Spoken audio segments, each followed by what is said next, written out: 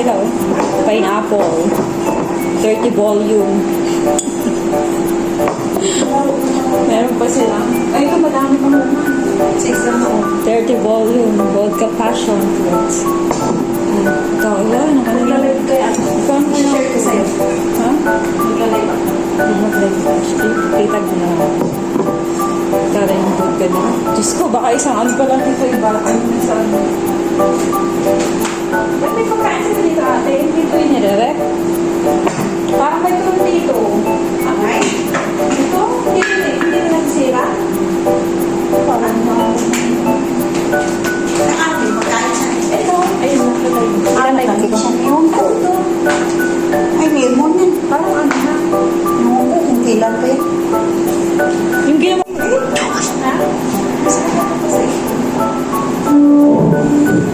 Okay, that's it. Thank you, Lord, for this food. Amen. Nagkakulit ko ng chips, oh.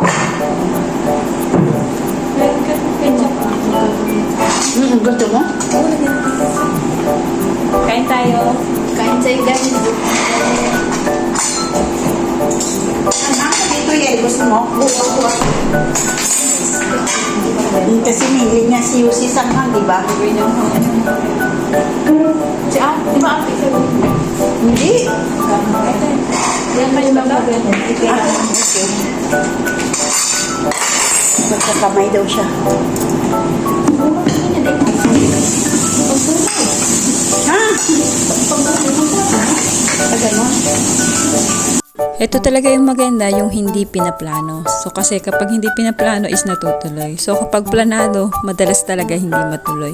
So yan, bibihira lang kami magsama-sama kasi nga ngayon, ito si ate is hindi na siya malapit dito nagtatrabaho. So iba yung klase ng trabaho niya sa klase ng trabaho namin.